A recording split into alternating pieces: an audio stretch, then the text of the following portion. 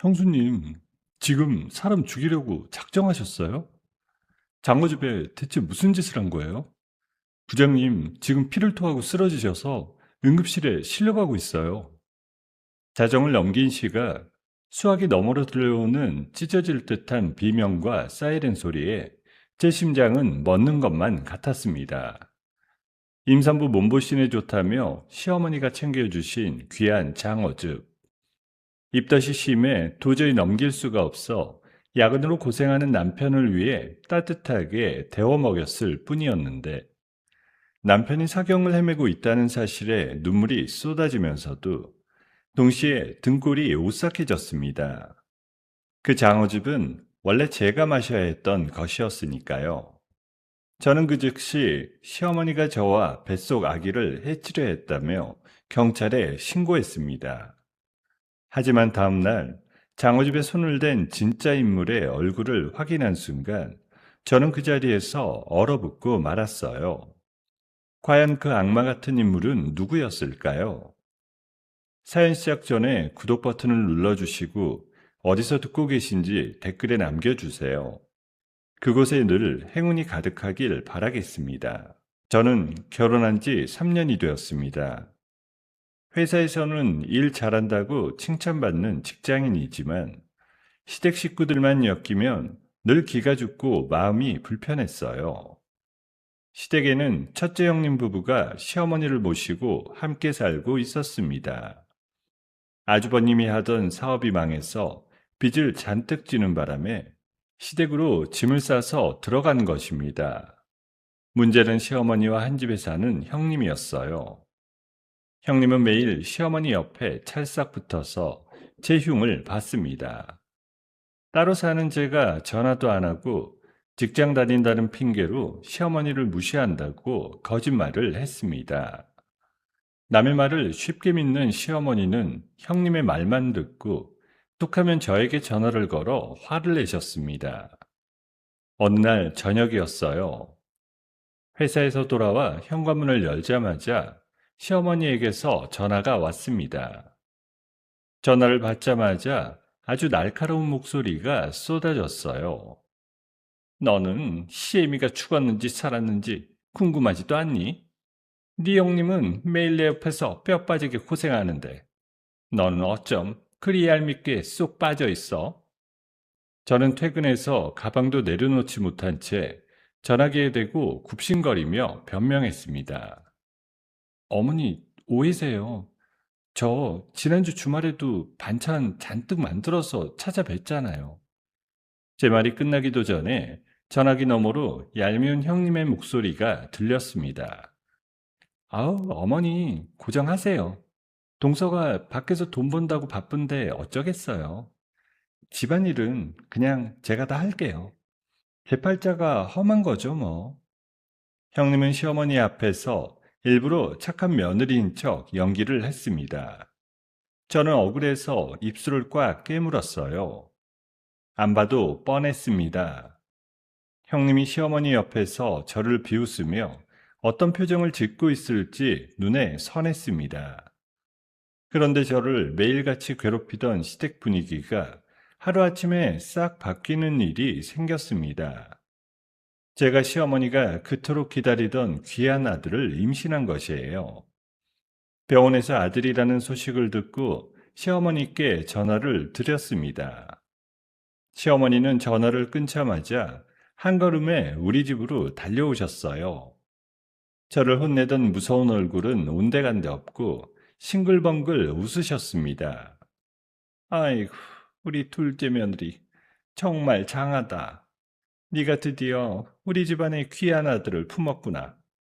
입덧은 좀 어떠냐? 힘들지 않아? 먹고 싶은 거 있으면 당장 말해라. 다 사줄 테니까.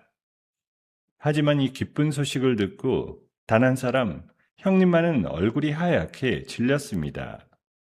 형님은 7년 동안 아이가 안 생겨서 돈이 아주 많이 드는 시험관 시술을 여러 번 받았습니다.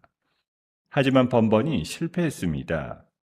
그런 형님에게 저의 임신 소식은 질투가 나서 견딜 수 없는 일이었어요.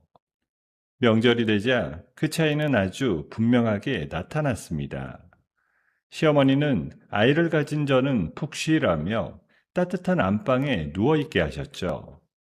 반면 형님은 제가 늘 하던 것처럼 혼자 부엌에 쪼그리고 앉아 산더미처럼 쌓인 명절전을 부쳐야 했습니다. 기름 냄새가 진동하는 부엌에서 형님이 전을 뒤집으며 이가 갈리는 소리로 중얼거렸어요. 얄미워. 누구는 뱃속에 애 하나 가졌다고 안방에서 상전 노릇하고 나는 여기서 하루 종일 쭈그려 앉아 전이나 부치고 있네. 두고 봐. 형님은 지글지글 끓는 프라이팬을 무섭게 노려보다가 안방 쪽으로 고개를 획 돌려 저를 쏘아봤습니다. 그때 나를 노려보던 형님의 표정은 정말 무서웠습니다. 단순한 질투가 아니라 아주 나쁜 마음을 먹은 사람 같았어요. 명절을 보내고 남편과 신혼집으로 돌아왔습니다. 그때는 정말 꿈에도 몰랐습니다.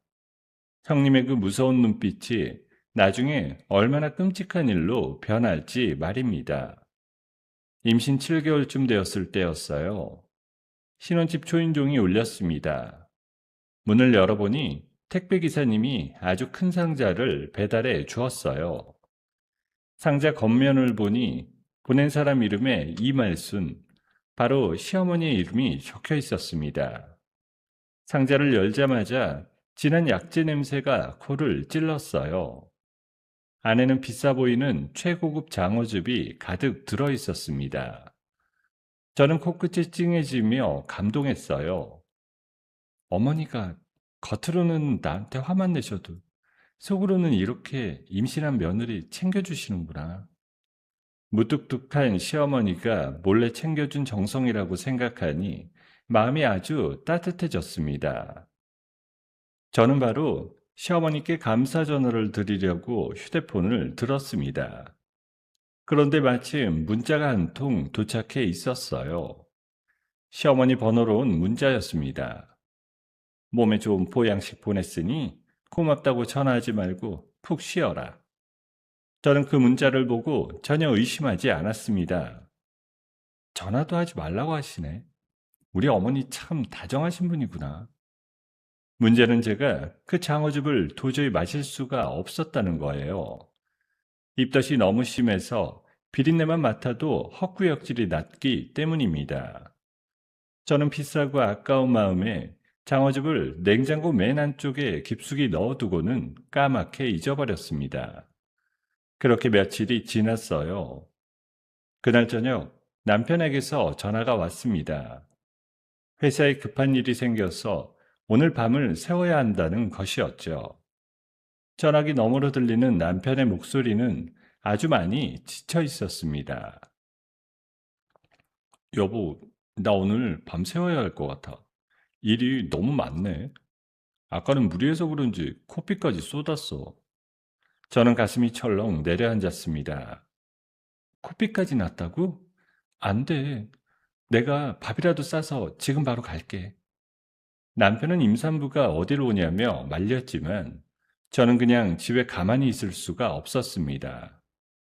부릉배를 잡고 부엌으로 가서 정성껏 야식 도시락을 만들었습니다. 따뜻한 밥과 반찬을 담는데 갑자기 냉장고 안쪽에 넣어둔 장어즙이 생각났어요. 저는 장어즙 여러 개를 꺼내 따뜻한 물에 데웠습니다. 김이 모락모락 나는 장어즙을 보온병에 가득 담고 남편의 회사로 갔습니다. 저는 제가 가져간 장어즙이 남편을 죽음으로 몰아넣을 무서운 물건인 줄은 꿈에도 모른 채 기분 좋게 회사를 찾아갔습니다. 남편은 밤늦게 찾아온 저를 보고 아주 환하게 웃었습니다. 아우, 이 밤중에 이걸 다 싸운 거야? 배도 무거운데 뭐하러 여기까지 왔어? 남편은 같이 일하는 직장 동료들이 보는 앞에서 제가 가져온 보온병에 장어즙을 컵에 따랐습니다. 그리고는 숨도 쉬지 않고 꿀꺽꿀꺽 다 마셨어요. 그런데 즙이 좀 많이 쓰네. 원래 장어즙이 이렇게 쓴맛이 나나? 저는 심각하게 생각하지 않고 웃으며 대답했습니다. 몸에 좋은 약이 다 쓴 법이에요. 남기지 말고 다 마시고 기운내요. 옆에서 같이 야근하던 김 과장님도 부러운 표정으로 말했습니다. 박도진 씨는 참 좋겠습니다. 부인이 밤 늦게까지 이렇게 몸에 좋은 걸 다 챙겨주고 복 받았네요. 저는 남편이 든든하게 먹는 모습을 보고 기분 좋게 집으로 돌아왔습니다. 집에 와서 씻고 침대에 누우니 어느덧 밤 12시가 다 되었어요. 그렇게 스르륵 잠이 들려던 참이었습니다. 요란하게 전화벨이 울렸습니다. 깜짝 놀라 전화를 받아보니 남편과 같이 야근을 하던 김 과장님이었어요. 전화기 너머로 들리는 김 과장님의 목소리는 덜덜 떨리고 있었습니다. 형수님, 큰일 났어요. 부장님이 갑자기 피를 토하면서 쓰러졌어요. 지금 응급실로 실려가고 있어요. 저는 들고 있던 휴대폰을 바닥에 떨어뜨렸어요. 방금 전까지 내 앞에서 웃으며 장어즙을 마시던 남편이 피를 토하고 쓰러졌다니 도무지 믿을 수가 없었습니다. 저는 신발도 제대로 신지 못하고 맨발로 현관을 뛰쳐나가 병원으로 달렸습니다. 형님이 보낸 그 장어즙이 사실은 임신한 저를 죽이려고 만든 끔찍한 독약이었다는 사실을 저는 그때까지도 정말 꿈에도 알지 못했습니다. 응급실 자동문을 박차고 들어선 순간 저는 그 자리에 얼어붙고 말았어요. 침대에 누운 남편의 입가에는 시뻘건 피가 말라붙어 있었고 얼굴에는 산소호흡기가 씌워져 있었습니다. 조금 전까지 나를 보며 환하게 웃던 사람이라고는 믿을 수 없는 처참한 모습이었어요. 여보, 정신 좀 차려봐. 눈 좀 떠봐. 저는 다리에 힘이 풀려 차가운 병원 바닥에 그대로 주저앉고 말았습니다. 부른 배를 부여잡고 흐느끼는 제 곁으로 의료진이 분주하게 오갔어요. 잠시 후 응급의학과 최 교수가 심각한 얼굴로 다가왔습니다. 보호자분, 환자분 상태가 보통 일이 아닙니다. 단순히 체해서 그런 게 아니에요. 저는 떨리는 목소리로 겨우 입을 뗐습니다. 그게 무슨 말씀이세요? 우리 남편이 왜요? 지금 증세로 봐서는 뭔가 독한 걸 잘못 드신 것 같아요. 일단 위부터 씻어내고 피 검사를 해봐야 정확한 거 알 수 있습니다. 독이라는 말에 저는 눈앞이 새하얘졌어요. 도대체 멀쩡하던 사람이 뭘 먹고 이렇게 됐단 말인지 도무지 갈피를 잡을 수 없었습니다. 그렇게 넋을 놓고 있는데 소식을 듣고 달려온 시어머니와 형님 부부가 응급실로 들이닥쳤습니다. 내 아들, 우리 도진이가 왜 이래? 어떤 놈이 우리 아들을 이렇게 만들었어? 시어머니는 아들의 처참한 모습을 보고 그 자리에 까무러칠 듯 울부짖었어요. 저는 그런 시어머니 앞에서 차마 고개를 들 수 없었습니다. 남편이 쓰러지기 직전 마지막으로 먹은 것이 다름 아닌 내가 가져다 준 장어즙이었으니까요. 저는 떨리는 목소리로 사실을 털어놓았습니다. 어머니, 도진 씨가 쓰러지기 전에 제가 가져다 준 장어즙을 마셨어요. 그것밖에 먹은 게 없어요. 제 말이 끝나는 순간이었어요. 곁에 서 있던 형님의 두 눈이 번뜩였습니다. 형님은 갑자기 손수건을 꺼내 눈가를 찍어 누르며 울먹이기 시작했어요. 어머니, 사실 저 며칠 전부터 동서가 영 이상했어요. 임신하고 우울증이 왔는지 자꾸 헛소리를 하고. 저는 제 귀를 의심했어요. 형님, 그게 무슨 말이에요? 제가 언제 그랬다고. 형님은 제 말은 들은 척도 않고 시어머니의 팔을 붙잡으며 더 크게 울었습니다. 어머니, 제가 무슨 말씀을 드리겠어요. 그냥 동서가 일부러 도진이한테 무슨 짓을 한 건 아닌지 너무 무서워요. 순간 응급실 안의 공기가 싸늘하게 얼어붙었습니다. 형님의 그 한마디에 모든 시선이 저를 향했어요. 귀가 얇은 시어머니는 형님의 거짓말에 완전히 넘어가고 말았습니다. 시어머니는 벌떡 일어나 저에게 달려들었어요. 너 이년, 그럼 네가 내 아들한테 독을 먹였단 말이냐? 당장 내 아들 살려내. 살려내라고. 시어머니는 제 머리채를 움켜쥐고 사정없이 흔들었습니다. 저는 부른배를 감싸 안은 채 비틀거렸어요. 어머니, 아니에요. 저는 그냥 어머니가 보내주신 장어즙을. 무슨 헛소리야? 내가 언제 장어즙을 보냈다고 그래? 나는 그런 거 보낸 적도 없어. 그 말에 저는 머릿속이 하얗게 비어버렸어요. 분명 시어머니 이름으로 온 택배였는데 시어머니가 보낸 적이 없다니요. 그제야 저는 무언가 단단히 잘못되었다는 것을 깨달았습니다. 그렇게 정신을 못 차리고 있을 때 응급실로 경찰들이 들어왔어요. 관할 경찰서 강력팀 형사들이었습니다. 담당 수사관인 이 형사가 수첩을 펼치며 제게 다가왔어요. 보호자분이 환자에게 마지막으로 음식을 제공한 분 맞으십니까? 저는 떨리는 목소리로 대답했습니다.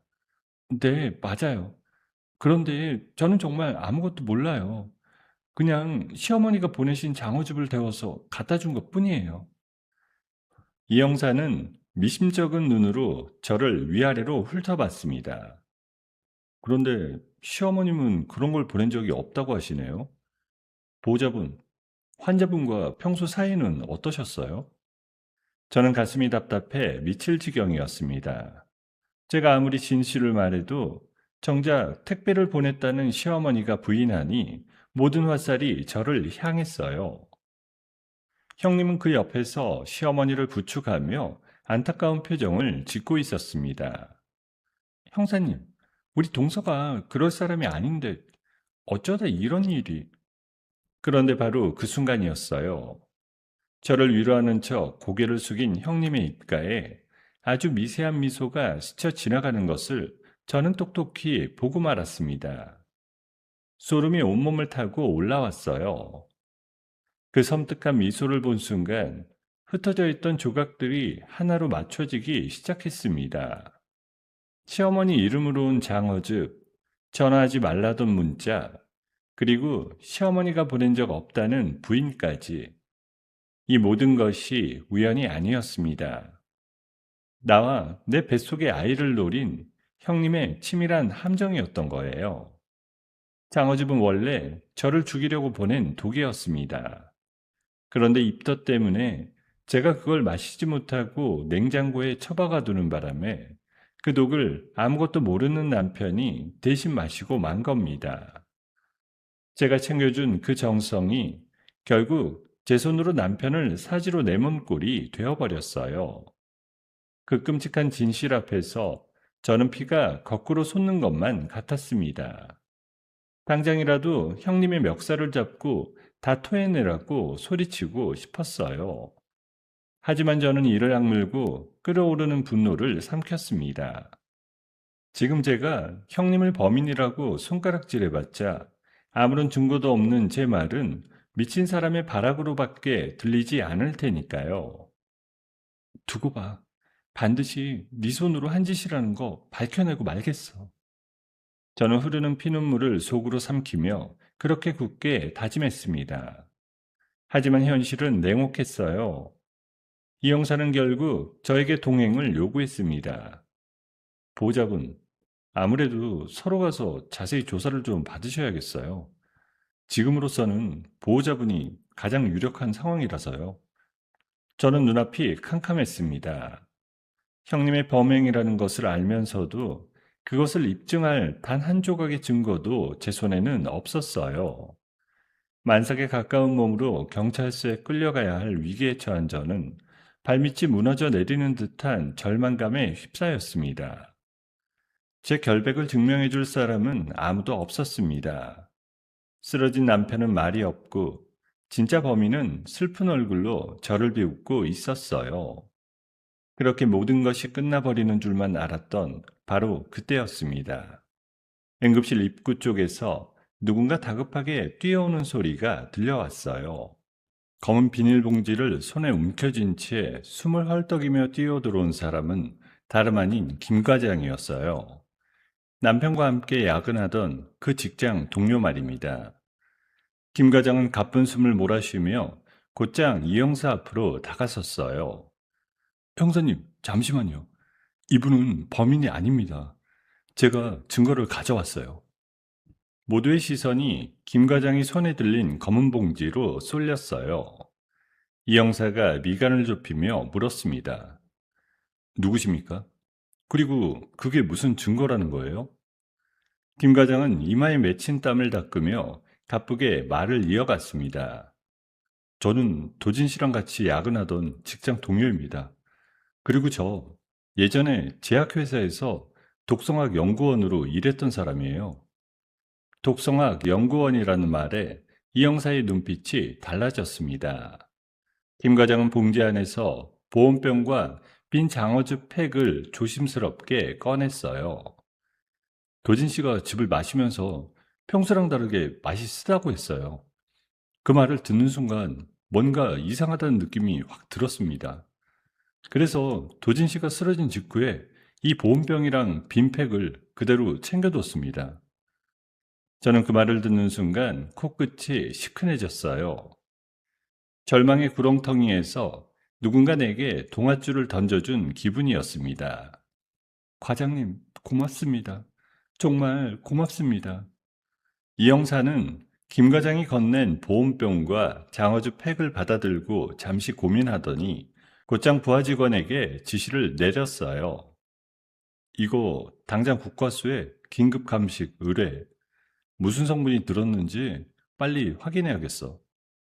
증거물이 봉투에 담겨 봉인되는 그 순간이었어요. 저는 형님의 얼굴을 똑똑히 지켜봤습니다. 조금 전까지 슬픈 척 연기하던 형님의 얼굴이 순식간에 하얗게 질리기 시작했어요. 형님은 애써 태어난 척했지만 봉투를 바라보는 두 눈동자가 불안하게 흔들리고 있었습니다. 감식은 무슨... 어차피 동서가 가져온 집인데 뭐가 더 나온다고. 저는 그 모습을 보며 속으로 확신했어요. 저 떨리는 눈빛이야말로 형님이 범인이라는 가장 확실한 증거라고 말입니다.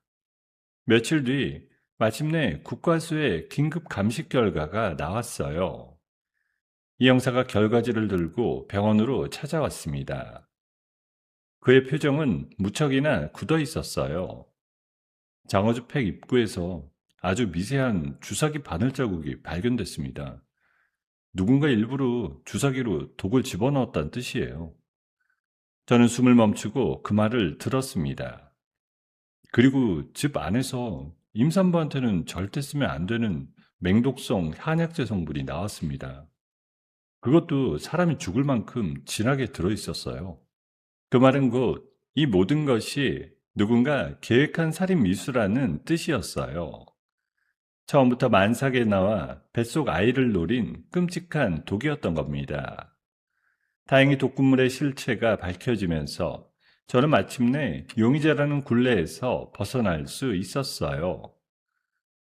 경찰의 수사 방향은 이제 그 독한 한약재를 누가 어디서 샀는지 추적하는 쪽으로 완전히 바뀌었습니다. 저는 비로소 남편의 곁을 지키며 간호할 수 있게 되었어요. 하지만 마음을 놓기에는 아직 일렀습니다. 경찰이 아무리 추적해도 그 한약재는 이름도 주소도 알 수 없는 불법적인 경로로 거래된 탓에 누가 샀는지 도무지 특정할 수가 없었거든요. 그 사이 형님은 조용히 움직이기 시작했습니다. 시댁 본가에 남아있을지 모를 흔적들을 하나하나 지워나가고 있었던 겁니다. 저는 병실에 앉아 잠든 남편의 손을 꼭 쥐었어요. 산소호흡기에 의지한 채 힘겹게 숨을 쉬는 남편을 보고 있자니 더는 가만히 경찰만 기다릴 수 없다는 생각이 들었습니다. 여보, 조금만 기다려. 내가 반드시 저 여자를 내 손으로 잡아낼 테니까. 저는 남편을 중환자실에 눕혀둔 채 직접 그 악마를 잡아내기로 마음먹었어요. 내가 가장 먼저 떠올린 사람은 김 과장이었습니다. 병원 복도에서 김 과장을 붙잡고 도움을 청했어요. 과장님, 저 좀 도와주세요. 그 독한 한약재라는 게 도대체 어디서 어떻게 구할 수 있는 건가요? 김 과장은 잠시 고민하더니 차분하게 입을 열었습니다. 그런 독한 약재는 정식으로는 절대 못 구해요. 다 뒷거래로만 움직이는 거예요. 보통 현금으로만 사고 대포통장 같은 걸로 돈이 오가죠. 저는 그 말을 하나도 빠짐없이 머릿속에 새겼어요. 그러니까 돈의 흐름을 쫓아야 돼요. 누가 그 시기에 큰 돈을 현금으로 빼냈는지를 찾으면 거기서 실마리가 풀릴 겁니다. 돈의 흐름이라는 말에 저는 무릎을 쳤습니다. 순간 머릿속에 한 사람이 떠올랐거든요. 형님은 경제권이 없어. 평소에도 시어머니 카드를 몰래 가져다 쓰곤 했는데, 만약 형님이 그 독을 샀다면 분명 시어머니의 돈에 그 흔적이 남아있을 거라는 확신이 들었습니다. 저는 시어머니의 금융거래 내역을 확보하기로 마음먹었어요. 문제는 시댁분가에 형님이 떡하니 버티고 있다는 거였습니다. 형님은 제가 무슨 낌새라도 칠까봐 시댁분가를 삼엄하게 지키고 있었습니다. 저는 형님 부부가 잠든 늦은 밤을 노리기로 했습니다. 그날 밤 저는 도둑처럼 살금살금 시댁분가에 숨어들었어요. 심장이 터질 듯 쿵쾅거렸습니다. 행여 발소리라도 날까봐 숨조차 제대로 쉴 수 없었어요. 저는 거실 서랍장 안으로 다가가 조심스럽게 서랍을 열었습니다. 그 안에는 시어머니의 낡은 지갑이 들어 있었어요. 떨리는 손으로 지갑을 열자 신용카드와 함께 작은 USB 하나가 손에 잡혔습니다. 은행일을 볼 때 쓰는 공인인증서가 담긴 USB였습니다. 그래, 이거면 돼. 이걸로 돈이 어디로 흘러갔는지 알아낼 수 있어. 저는 카드 번호를 재빨리 외우고 USB를 손에 꽉 쥐었습니다. 바로 그때 안방에서 부스럭거리는 소리가 들려왔어요. 저는 숨이 멎는 줄만 알았습니다. 황급히 서랍을 닫고 어둠 속에 몸을 숨긴 채 숨죽였습니다. 다행히 다시 조용해졌고 저는 손에 쥔 증거를 품에 안고 무사히 시댁 본가를 빠져나왔어요. 차가운 밤 공기를 가르며 저는 다짐했습니다. 이제 곧 형님의 추악한 민낯이 만천하에 드러날 거라고 말이에요. 다음날 아침 8시, 저는 눈을 뜨자마자 곧장 PC방으로 달려갔습니다. 밤새 한숨도 자지 못했지만 피곤한 줄도 몰랐어요. 저는 떨리는 손으로 시어머니의 공인인증서를 컴퓨터에 꽂고 카드 결제 내역과 계좌 이체 기록을 샅샅이 뒤지기 시작했습니다. 한 줄 한 줄 훑어 내려가던 제 눈이 한 곳에서 멈췄어요. 이거다. 바로 이거였어. 남편이 쓰러지기 일주일 전으로 시어머니 계좌에서 한도 끝까지 거액의 현금이 여러 번 빠져나간 흔적이 있었거든요. 평소 살림만 하는 시어머니가 그렇게 큰 돈을 현금으로 뽑을 이유가 없었습니다. 저는 그 인출 날짜를 종이에 하나하나 받아 적었어요. 그러고는 형님의 차량 내비게이션에 남은 목적지 검색 기록을 떠올렸습니다. 전에 형님 차를 얻어 탔을 때 우연히 봐둔 것이 있었거든요. 날짜를 맞춰 대조해 보니 돈이 빠져나간 바로 그날 형님의 차가 외곽의 한 허름한 약재상으로 향했다는 사실이 또렷하게 드러났어요. 저는 그 주소를 손에 쥐고 곧장 차를 몰았습니다. 한참을 달려 도착한 곳은 인적이 드문 외진 골목의 낡은 약재상이었어요. 저는 마음을 단단히 먹고 안으로 들어갔습니다. 가게 안에는 주름 가득한 노인이 약재를 손질하고 있었어요. 사장님, 뭐 좀 여쭤볼 게 있어서요. 노인은 저를 힐끔 보더니 퉁명스럽게 대꾸했습니다. 뭘 물어봐? 그냥 약이나 사갈 거 아니면 가. 저는 지갑에서 돈을 꺼내 노인 앞에 슬며시 내밀었어요. 얼마 전에 여기서 독한 약재를 사간 여자가 있을 거예요. 그 사람에 대해서 좀 알고 싶어서 그래요.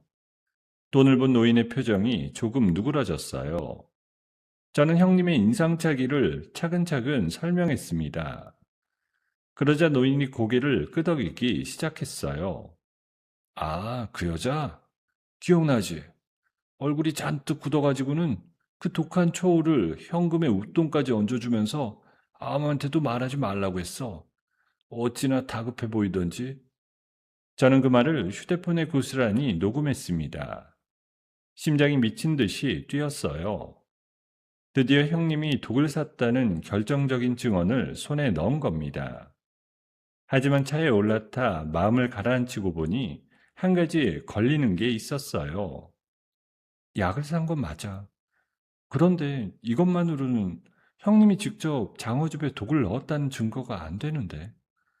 약재를 산 것과 그 약을 장어즙에 직접 주입한 것은 엄연히 다른 문제였으니까요. 저는 사건 당일 형님의 행적을 완벽하게 짜맞출 무언가가 필요하다고 생각했습니다. 그 순간 형님 차에 달린 블랙박스가 떠올랐어요. 그날의 모든 것이 그 안에 녹화되어 있을 게 분명했어요. 마침 형님 부부가 병원으로 면회를 간 사이 저는 병원 주차장에 세워진 형님의 차로 몰래 다가갔습니다. 차문은 잠겨 있었지만 다행히 예전에 형님이 무심코 알려준 보조키 위치를 기억하고 있었어요. 저는 떨리는 손으로 차 문을 열고 블랙박스 메모리 카드를 빼내려 했습니다. 그런데 예상치 못한 벽에 부딪히고 말았어요. 이게 왜 비밀번호가 걸려 있잖아. 블랙박스에는 이중으로 보안 비밀번호가 설정되어 있었습니다. 형님이 어지간히도 꼼꼼하고 철저한 성격이라는 걸 그제야 실감했어요. 저는 운전석에 앉아 머리를 쥐어 뜯었습니다. 생일, 결혼 기념일, 전화번호까지 떠오르는 숫자를 모조리 눌러봤지만 번번이 틀렸다는 메시지만 떴습니다. 포기하고 싶은 마음이 굴뚝 같았어요. 하지만 여기서 멈출 수는 없었습니다. 저는 형님이라는 사람에 대해 다시 곰곰이 생각해 봤습니다. 7년간 단 하루도 잊지 못했을 형님의 가장 깊은 상처가 무엇일지를요. 그래, 형님이 처음으로 시험관 시술에 실패했던 그날, 형님은 그 날짜를 평생 가슴에 새기고 살았을 거야. 저는 예전에 형님이 술김에 흘리듯 말했던 그 날짜를 기억해냈습니다. 떨리는 손으로 그 숫자를 천천히 눌렀어요. 순간 잠겨있던 블랙박스 화면이 스르르 열렸습니다. 됐어. 풀렸어. 저는 숨을 죽이고 사건 당일의 영상을 재생했어요. 화면 속에는 소름 끼치는 장면이 고스란히 담겨 있었습니다. 장어즙 택배 송장에 찍힌 발송 날짜, 바로 그날 아침이었어요. 형님은 인적이 드문 야산 공터에 차를 세워두고 있었습니다. 그러고는 운전석에 앉아 주사기를 꺼내 들었어요. 형님은 검은 액체가 담긴 주사기 바늘을 장어즙 팩에 깊숙이 찔러 넣었습니다. 한치의 망설임도 없는 손놀림이었어요. 독을 다 주입한 형님은 곧바로 차를 몰아 우체국 방향으로 사라졌습니다. 저는 그 영상을 보며 온몸이 부들부들 떨렸어요. 어떻게 사람이, 어떻게 이렇게까지 할 수 있어? 같은 여자로서, 곧 엄마가 될 사람으로서 형님의 잔혹함에 치가 떨렸습니다. 하지만 저는 여기서 멈추지 않았어요. 시댁 본가에서 몰래 가져온 형님의 낡은 노트북을 떠올렸습니다. 집으로 돌아온 저는 그 노트북을 복원해 인터넷 검색 기록을 확인했어요. 화면에 떠오른 검색어들을 본 순간 저는 입을 틀어막고 말았습니다. 임산부 자연유산 유도하는 방법, 초오 치사량, 주사기 바늘자국 안 남기는 법, 소름 끼치는 검색어들이 줄줄이 화면을 채우고 있었습니다. 이것은 충동적인 범행이 아니었어요. 형님이 오래전부터 차근차근 준비해온 계획적인 살인이었던 겁니다. 저는 그 화면을 한 장 한 장 캡처해 빠짐없이 저장했어요. 이제 더는 도망 못 가. 빼도 박도 못 할 거야. 녹취록, 블랙박스 영상, 그리고 소름 끼치는 검색 기록까지.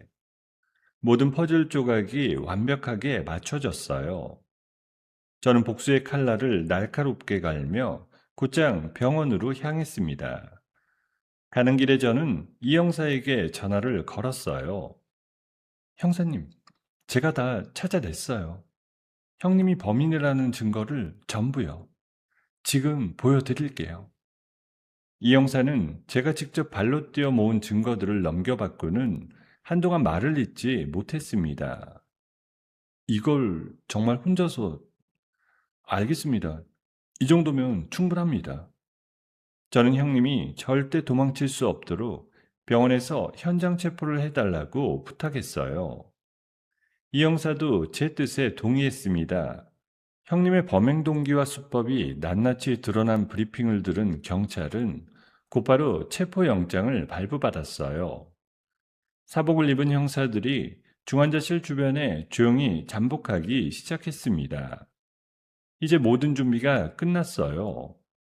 남은 것은 제 신호 하나뿐이었습니다. 저는 병실 창밖으로 어둠이 내리는 하늘을 바라보며 깊게 숨을 골랐습니다. 내일이면 형님의 가면이 모두의 앞에서 산산조각 날 거예요. 그날 오후 시댁 본가의 식구들과 친척들이 하나둘 병원으로 모여들었어요. 남편의 경과를 직접 듣겠다며 중환자실 앞 대기실에 모두 자리를 잡았습니다.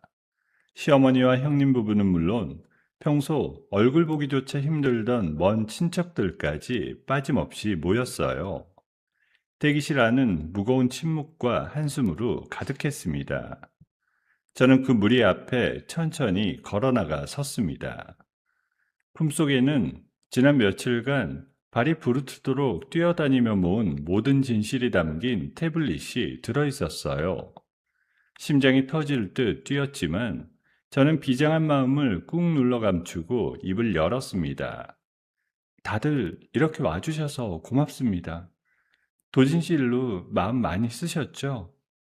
저는 먼저 형님에게 한 발짝 다가섰습니다. 일부러 어깨를 축 늘어뜨리고 금방이라도 울 것 같은 표정을 지었어요. 형님, 방금 의사 선생님이 그러시는데 도진 씨가 더 나빠졌대요. 어쩌면, 어쩌면 다시는 못 깨어날 수도 있다고. 저는 말끝을 흐리며 형님의 얼굴을 슬며시 살폈습니다. 형님은 속으로 쾌재를 부르고 있는 게 분명했어요. 제 말이 끝나기가 무섭게 형님의 입꼬리가 아주 잠깐 위로 올라갔다가 이내 슬픈 표정으로 바뀌었거든요. 형님은 두 손으로 제 손을 감싸주이며 안타까운 척 목소리를 떨었습니다. 어머나, 동서, 그게 무슨 소리야? 도진이가 얼마나 건강한 사람인데 너무 그렇게 마음 졸이지 마. 분명히 툭툭 털고 일어날 거야. 응? 저는 형님의 따뜻한 척하는 그 손길이 소름 끼치도록 역겨웠습니다. 이 손이 바로 주사기로 독을 찔러 넣은 그 손이라고 생각하니 당장이라도 뿌리치고 싶었어요. 하지만 저는 끝까지 침착함을 잃지 않았습니다. 형님이 그렇게 말해주니 그나마 위로가 됩니다. 형님의 가증스러운 연기가 절정에 다다른 바로 그 순간이었어요. 저는 형님의 손을 가만히 놓고 품속에서 태블릿을 천천히 꺼내 들었습니다. 그런데 형님, 위로는 고마운데 그 전에 여기 계신 분들이 다 같이 봐야 할 게 하나 있습니다. 대기실에 모인 사람들의 시선이 일제히 제 손의 태블릿으로 쏠렸어요. 저는 떨리는 손가락으로 화면을 눌러 가장 먼저 약재상 주인의 녹취록을 재생했습니다. 조용하던 대기실에 늙은 노인의 쉰 목소리가 또렷하게 울려 퍼졌어요. 얼굴이 잔뜩 굳은 여자가 독한 초호를 사가면서 현금의 웃돈까지 얹어주며 아부에게도 말하지 말라고 신신당부했다는 그 증언이었습니다. 녹취록이 끝나자마자 저는 곧바로 형님의 노트북에서 찾아낸 검색 기록을 화면에 띄웠어요. 임산부 자연유산 유도하는 방법, 초 치사량, 주사기 바늘 자국 안 남기는 법, 소름 끼치는 검색어들이 줄줄이 화면을 가득 채웠습니다. 대기실은 순식간에 찬물을 끼얹은 듯 정적에 휩싸였어요. 웅성거리던 친척들의 입이 한꺼번에 다물어졌습니다.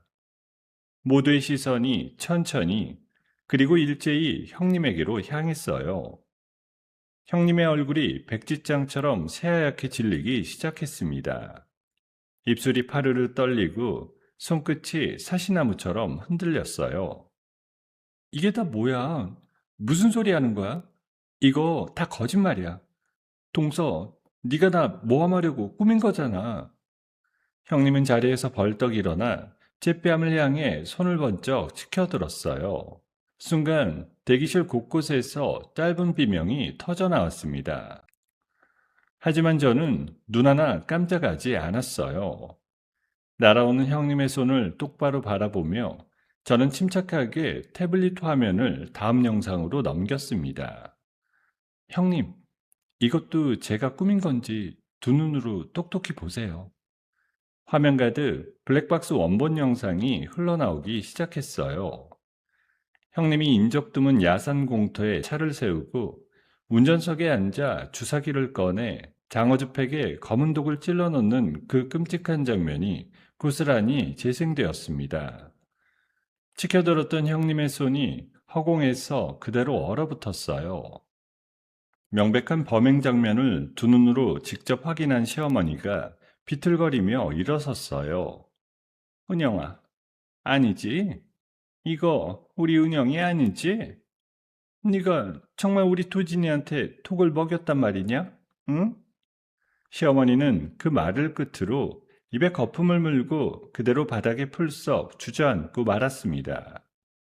곁에 있던 첫째 아주버님은 두 눈이 찢어질 듯 부릅뜬 채 형님의 어깨를 거칠게 움켜잡았어요. 여보, 당신 미쳤어? 이게 사실이야? 당신이 정말 내 동생을, 도진이를 이 지경으로 만든 게 당신이냐고. 형님은 그제야 더 이상 빠져나갈 구멍이 없다는 것을 깨달은 모양이었어요. 그동안 쓰고 있던 가증스러운 가면이 형님의 얼굴에서 와르르 무너져 내렸습니다. 형님은 짐승처럼 일그러진 얼굴로 저를 노려봤어요. 그러고는 7년 동안 가슴 속에 켜켜이 쌓아둔 광기를 한꺼번에 토해내기 시작했습니다. 그래, 내가 했어. 내가 그랬다고. 너 혼자 잘난 척, 너 혼자 행복한 척하는 그 꼴이 죽도록 보기 싫었어. 거기다 아들까지 떡하니 뱃속에 품었다고. 내가 7년을 어떻게 살았는지 알기나 해? 병원에서 그 몹쓸 주사 맞을 때마다 죽고 싶었어. 그런데 네가 뭔데? 네가 뭔데 그걸 다 가져가냐고. 형님의 처절한 자백이 대기실 천장이 떠나갈 듯 쩌렁쩌렁 울려 퍼졌습니다. 바로 그 순간을 기다렸다는 듯 주변에 잠복해 있던 이 형사와 경찰들이 대기실 문을 박차고 우르르 들이닥쳤어요. 이 형사가 형님 앞에 바짝 다가서며 차갑게 입을 열었습니다. 강은영 씨, 당신을 살인미수 혐의로 긴급 체포합니다. 당신은 변호사를 선임할 권리가 있고 불리한 진술은 거부할 수 있습니다. 이 형사가 형님의 두 손목에 차가운 수갑을 채웠습니다. 철컥하는 쇳소리가 대기실에 무겁게 내려앉았어요. 이거다. 내가 뭘 잘못했는데? 저 여자가 다 가져갔잖아. 다 빼앗아 갔잖아. 또 오라고. 형님은 두 발로 바닥을 버티며 끝까지 발버둥을 쳤습니다. 하지만 건장한 경찰들에게 양팔을 붙들린 채 형님은 짐승처럼 질질 끌려나갔어요. 저는 그 비참한 뒷모습을 가만히 바라봤습니다. 내 아이와 남편의 목숨을 노렸던 원수가 마침내 제 두 손으로 직접 잡혀가는 순간이었어요. 그토록 이를 갈며 기다려온 순간인데 막상 그 뒷모습을 보고 있자니 가슴 깊은 곳에서 뜨거운 것이 울컥 치밀어 올랐습니다. 됐어. 이제 다 끝났어. 정말 다 끝난 거야. 저는 그동안 꾹꾹 눌러 참아왔던 눈물을 왈칵 쏟아냈어요. 끓어오르던 분노와 가슴을 짓누르던 억울함, 그리고 마침내 진실을 밝혀냈다는 짜릿한 후련함이 한꺼번에 밀려와 온몸을 적셨습니다. 거품을 물고 쓰러진 시어머니와 넋이 나간 채 주저앉은 아주버님 앞에서 저는 부른배를 감싸 안고 굳건하게 다시 일어섰어요. 이제 제게 남은 일은 단 하나뿐이었습니다.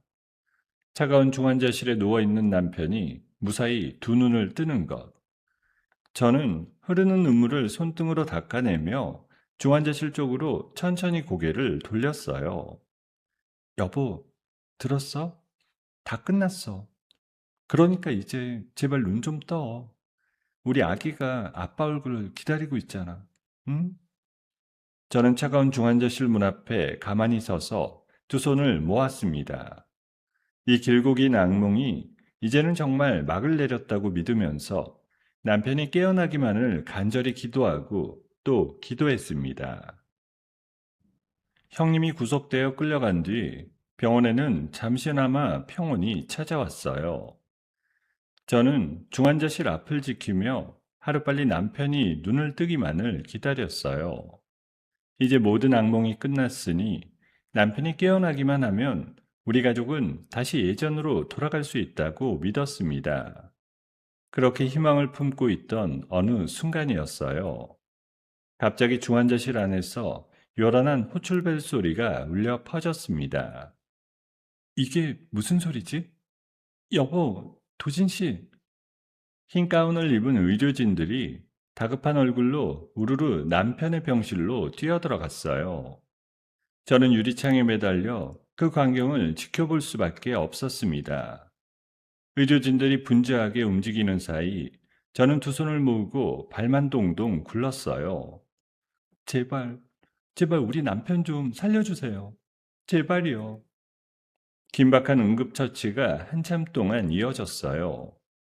다행히 남편의 위태롭던 상태는 가까스로 다시 안정을 되찾았습니다.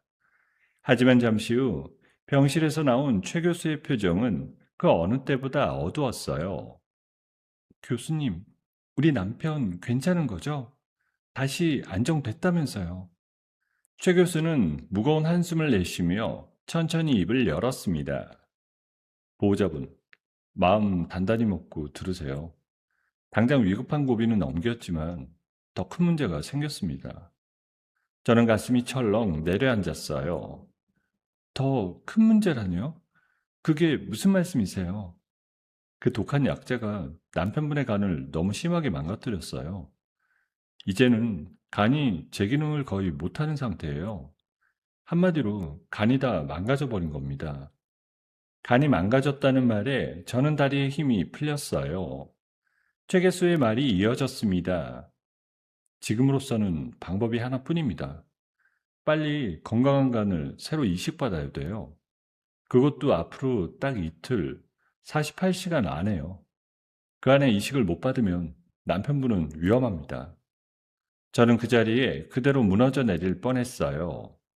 형님을 감옥에 보내고 이제 다 끝났다고 안도한 지 채 하루도 지나지 않았는데 더 끔찍한 절벽이 우리 앞을 가로막고 있었어요.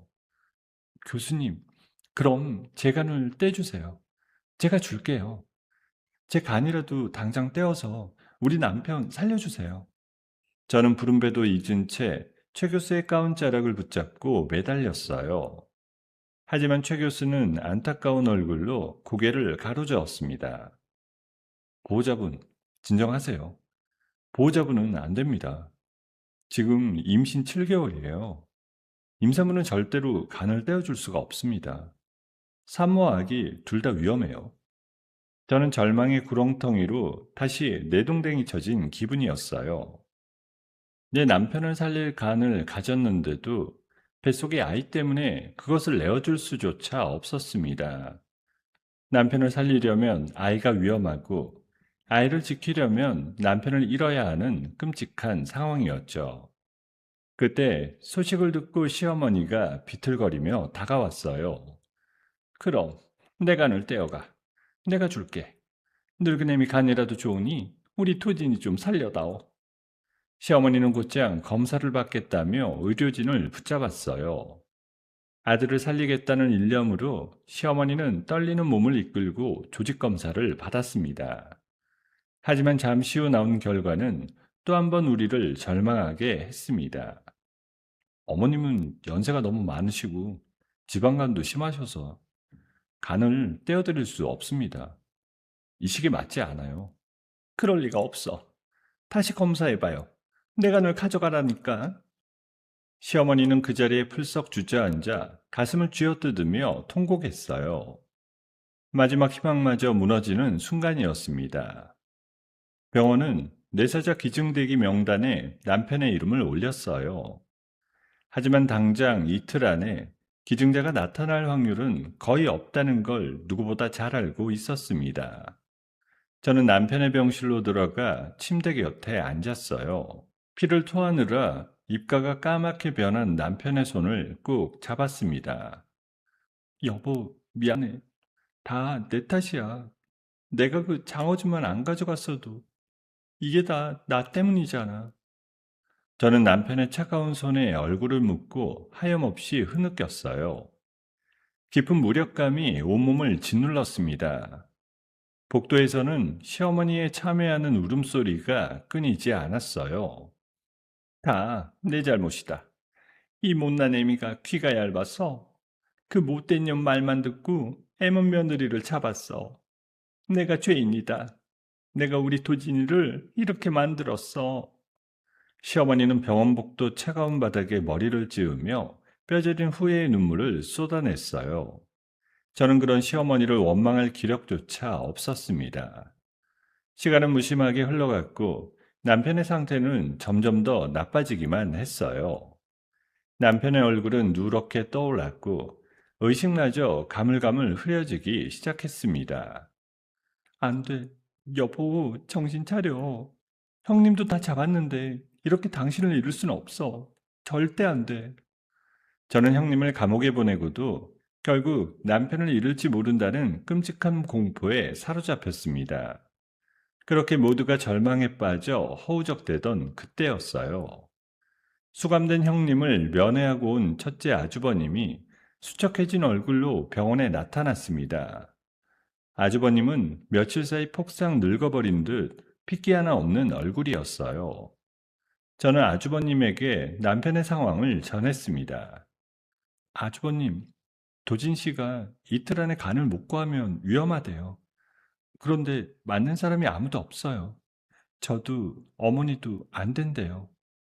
아주버님은 그 말을 듣고 한참을 멍하니 서 있었어요. 핏기가 가신 얼굴로 허공만 응시하던 아주버님이 깊은 한숨을 내쉬었습니다. 그러고는 천천히 하지만 단호한 걸음으로 어딘가를 향해 걸어가기 시작했어요. 아주버님, 어디 가세요? 아주버님은 걸음을 멈추지 않은 채 나직이 입을 열었습니다. 장기 이식센터. 내 간을 떼어서라도 도진이를 살려야지. 내가 동생한테 해줄 수 있는 게 이런 것밖에 없어. 저는 그 자리에 얼어붙은 채 멀어져가는 아주버님의 뒷모습을 바라볼 수밖에 없었습니다. 첫째 아주버님이 간을 기증하겠다고 나선 지 일주일이 지났습니다. 그 사이 아주버님은 여러 가지 정밀 검사를 받았어요. 저는 마음을 졸이며 검사 결과를 기다렸습니다. 행여 아주버님마저 맞지 않으면 어쩌나 하는 두려움에 참 한숨 제대로 자지 못했어요. 마침내 결과가 나오던 날 최 교수가 환한 얼굴로 우리를 찾아왔습니다. 정말 기적 같은 일입니다. 아주버님의 간 크기와 조직이 동생분과 완벽하게 들어맞아요. 이렇게 잘 맞는 경우는 드문데 하늘이 도왔습니다. 저는 그 말을 듣는 순간 두 손으로 입을 틀어막았어요. 캄캄하던 절벽 끝에서 마침내 한 줄기 빛을 본 기분이었어요. 정말요? 정말 맞는 거예요? 우리 도진 씨 살릴 수 있는 거예요? 아주버님은 담담한 얼굴로 고개를 끄덕였습니다. 그러고는 저를 가만히 바라보며 무거운 입을 열었어요. 재수 씨, 이건 내가 동생한테 갚아야 할 빚이에요. 내 아내가 저지른 그 끔찍한 죄를 생각하면 저는 평생 고개를 들고 다닐 수가 없습니다. 아주버님의 두 눈에는 깊은 회한이 서려 있었어요. 그동안 사업 망하고 동생 집에 빌붙어 살면서 형이라는 게 집만 됐어요. 이제라도 동생한테 못난 형 노릇 한번 제대로 해야죠. 제 배를 갈라서라도 도진이 살릴 거예요. 저는 그 말을 듣고 가슴이 먹먹해졌습니다. 제 가정을 산산조각 낸 원수의 남편이 자기 몸을 찢어 제 남편을 살리겠다고 나선 거예요. 원망스러운 마음과 고마운 마음이 한데 뒤엉켜 뭐라 말로 표현할 수가 없었습니다. 저는 결국 아주버님 앞에서 깊이 고개를 숙였어요. 아주버님, 정말 고맙습니다. 이 은혜를 어떻게 갚아야 될지 모르겠어요. 정말, 정말 감사합니다. 뜨거운 눈물이 하염없이 흘러내렸습니다. 한편 아주버님이 동생에게 간을 떼어준다는 소식은 구치소에 갇힌 형님의 귀에도 들어갔습니다. 재판을 기다리며 갇혀있던 형님은 자신이 며느리를 죽이려 한 탓에 살아가는 제 남편이 배를 가르게 되었다는 끔찍한 현실과 마주하게 되었어요. 특별 접견실에서 그 사실을 전해 들은 형님은 그 자리에서 미친 사람처럼 발악했습니다. 안 돼. 그 사람은 안 돼. 차라리 내 간을 가져가. 내 배를 갈르라고. 그 사람은 아무 죄도 없잖아. 왜 그 사람이? 형님은 차가운 쇠창살에 머리를 쾅쾅 들이받으며 울부짖었습니다. 여보, 안 돼. 제발 그러지 마. 내가 잘못했어. 내가 잘못했으니까 당신은 제발. 하지만 모든 것은 이미 돌이킬 수 없는 강을 건넌 뒤였습니다. 이식수술 전날 밤이었어요. 아주버님은 수의를 입은 아내를 마지막으로 면회하러 구치소를 찾아갔습니다. 접견실 유리창을 사이에 두고 마주 앉은 두 사람 사이에는 무거운 침묵이 흘렀어요. 이웃과 아주버님이 품에서 서류 한 장을 꺼내 유리창 너머로 내밀었습니다. 이혼 서류였어요. 여기 두 장 찍어. 나는 내일 동생한테 간 떼주고 당신하고는 여기서 끝이야. 이게 마지막이야.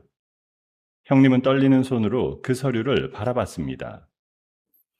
여보, 제발 우리 다시 시작하면 안 돼? 내가 다 뉘우칠게. 평생 속죄하면서 살게. 그러니까 제발 나 버리지 마. 하지만 아주버님은 차갑게 고개를 돌렸어요. 다시 시작은 무슨. 당신은 사람이 아니야. 임신한 동서를 뱃속의 아이까지 죽이려고 한 사람이야. 평생 그 안에서 당신이 저지른 죄를 뉘우치면서 살아. 그게 당신 죄값이야. 아주버님은 그 말을 마지막으로 자리에서 일어섰어요.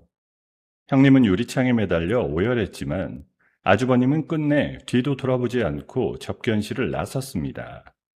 그렇게 두 사람의 인연은 차가운 유리창을 사이에 두고 완전히 끝이 났어요. 마침내 수술날 아침이 밝았습니다. 국내에서 가장 실력 있다는 간이식 수술팀이 꾸려졌어요. 남편과 아주버님은 나란히 수술 베드에 누워 수술실로 향했습니다. 수술실로 들어가기 직전 아주버님이 옆 침대에 누운 남편을 향해 힘없이 미소 지었습니다. 도진아, 형이 미안하다. 정말 미안해. 조금만 참아. 형이 꼭 살려줄게. 우리 둘 다 멀쩡하게 다시 만나자. 알았지? 의식이 흐릿한 남편은 대답할 수 없었지만 저는 그 모습을 보며 또 한 번 눈물을 쏟았습니다. 두 형제를 태운 수술베드가 수술실 문 안으로 사라졌어요. 길고도 험난한 대수술이 시작된 겁니다. 수술실 밖 복도에서 시어머니는 달고 다른 묵주를 손에 꼭 쥐고 있었습니다. 하느님, 부처님, 우리 두 아들 무사히 살려만 주시면 이 늙은이 무슨 짓이든 하겠습니다. 시어머니는 두 아들의 무사 생원을 빌고 또 빌며 하염없이 눈물을 흘렸습니다. 저는 부른 배를 두 손으로 감싸 안았어요. 아빠가 꼭 돌아올 거야. 큰아빠가 아빠를 살려주실 거야. 그러니까 우리 조금만 더 기다리자. 응? 저는 뱃속의 아이에게 속삭이며 희망의 끈을 끝까지 놓지 않았습니다. 수술은 무려 14시간 동안 이어졌어요. 피말리는 기다림이 끝없이 계속되었습니다. 복도의 시계가 야속하게 흘러갈수록 저와 시어머니의 입술은 바싹바싹 타들어갔습니다. 마침내 굳게 닫혀있던 수술실 문이 열렸어요. 피에 젖은 수술복을 입은 최 교수가 마스크를 벗으며 걸어 나왔습니다. 저는 숨도 쉬지 못하고 최 교수에게 달려갔어요. 교수님, 어떻게 됐어요? 우리 남편, 아주버님, 두 분 다 괜찮으신 거죠? 최 교수의 지친 얼굴에 비로소 옅은 미소가 번졌습니다. 수술은 성공했습니다. 기증자분도 환자분도 거부 반응 없이 아주 깨끗하게 잘 끝났어요. 두 분 다 무사하십니다. 그토록 애타게 기다리던 그 한마디였습니다. 감사합니다. 정말 감사합니다, 교수님. 저와 시어머니는 그 자리에 풀썩 주저앉아 기쁨의 통곡을 터뜨렸어요. 우리 가족을 그토록 오래 짓눌렀던 죽음의 그림자가 마침내 완전히 걷히는 순간이었습니다. 저는 차가운 병원 바닥에 주저앉은 채 부른 배를 끌어안고 한참을 그렇게 울었어요. 수술이 끝나고 6달이라는 시간이 흘러 어느덧 따뜻한 몸이 찾아왔어요. 남편과 아주버님은 그 긴 시간 동안 꾸준히 재활 치료를 받았습니다. 다행히 두 사람 모두 몸이 거부 반응 하나 없이 잘 회복되었어요. 이제는 예전처럼 평범한 일상을 보낼 수 있을 만큼 건강해졌습니다. 남편이 처음으로 제 발로 병원 문을 걸어 나오던 날, 저는 또 한 번 눈물을 쏟고 말았습니다. 여보, 그동안 고생 많았어. 만삭의 그 무거운 몸으로 나 살리겠다고 얼마나 뛰어다녔는지. 정말 미안하고 고마워. 무슨 그런 소리 해. 당신이 살아 돌아온 것만으로도 나는 충분해. 정말 충분하다고. 남편은 저를 가만히 끌어안았어요. 그 따뜻한 품에 안기니 지난 악몽 같던 시간들이 마치 꿈처럼 아득하게 느껴졌습니다. 한편 모든 죄를 저지른 형님은 재판에서 살인미수와 중상해 혐의가 모두 인정되었어요. 형님은 법이 정한 가장 무거운 벌에 가까운 형을 선고받고 차가운 교도소 독방에 갇히게 되었습니다. 형님은 그 좁은 독방에서 매일 밤 환청에 시달린다고 했어요. 자신이 망가뜨린 가정과 자기 손으로 떠나보낸 남편의 얼굴이 눈앞에 어른거려 잠을 이루지 못한다고 했습니다. 질투에 눈이 멀어 저지른 죄가 결국 형님 자신을 끝없는 지옥으로 끌고 들어간 셈이었어요. 시어머니 역시 지난날의 잘못을 진심으로 뉘우쳤습니다. 어느 날 시어머니가 우리 부부를 불러 앉히고는 서류 한 뭉치를 내밀었어요.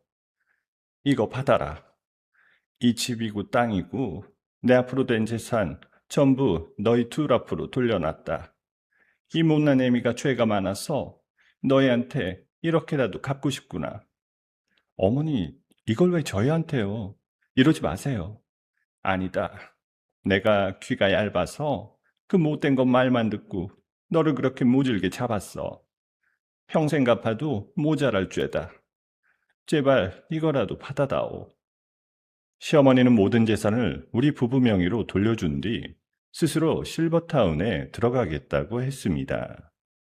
남은 인생을 조용히 속죄하며 살겠다는 거였어요. 그렇게 시어머니는 우리 가족의 삶에서 조용히 물러났습니다. 첫째 아주버님 역시 형님과의 이혼 소송을 모두 마무리 지었어요.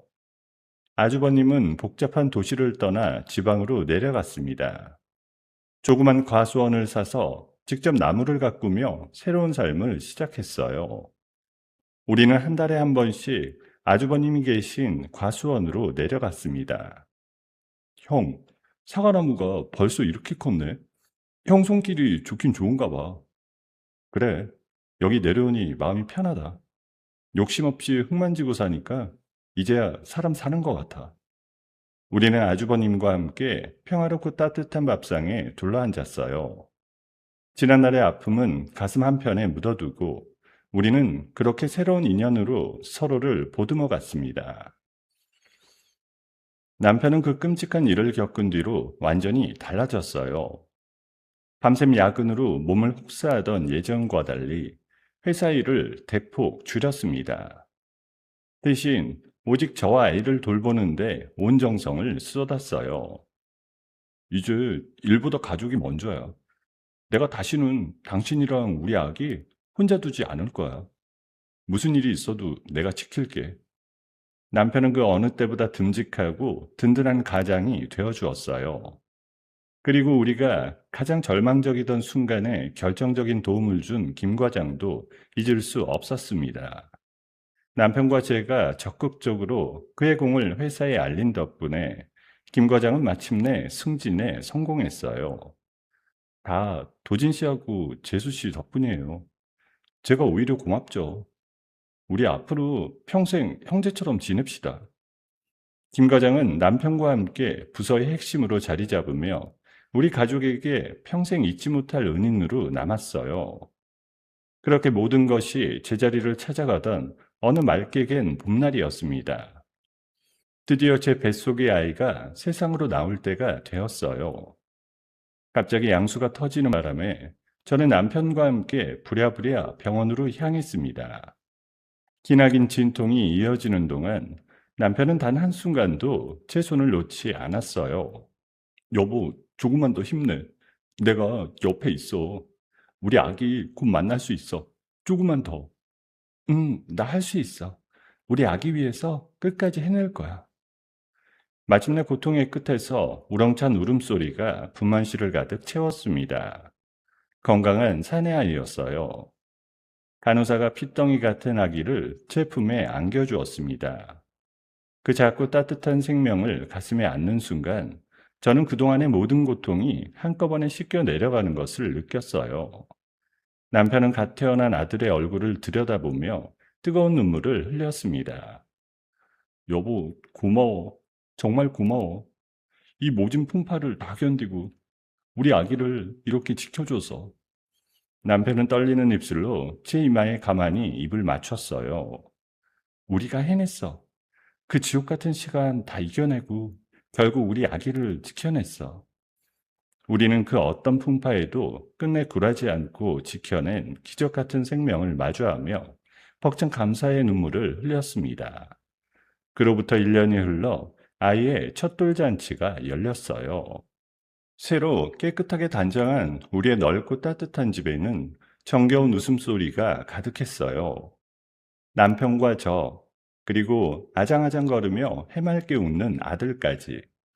마침내 온전하고 완벽한 우리 가족의 평화가 내려앉았습니다. 저는 곤히 잠든 아들의 요람 앞에 가만히 섰어요. 핏줄이라는 이름의 그 지옥불을 뚫고 저는 기었고 제 남편과 제 아이를 지켜냈습니다.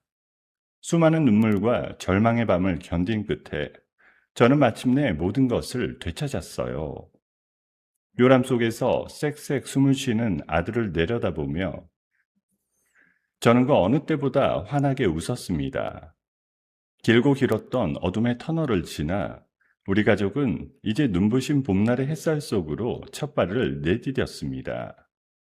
여러분, 오늘의 이야기가 어떠셨나요? 지옥 같은 시집살이와 끔찍한 누명, 사랑하는 남편을 잃을 뻔한 절망 속에서도 서지아는 결코 무너지지 않았습니다. 여린 임산부의 몸으로 직접 발로 뛰어 진실을 밝혀내고 마침내 자신의 손으로 남편과 아이를 지켜낸 진정한 승리자가 되었습니다. 질투에 눈먼 아기는 스스로 판 함정에 빠져 가장 사랑하는 사람마저 잃었고 묵묵히 버텨낸 서지아는 눈부신 봄날의 행복을 되찾았어요. 세상의 모든 풍파에 맞서 끝내 가정을 지켜낸 서지아에게 따뜻한 응원의 한마디를 댓글로 남겨주시면 어떨까요? 오늘의 이야기가 마음에 남으셨다면 구독 버튼도 꾹 눌러주시길 부탁드립니다. 감사합니다.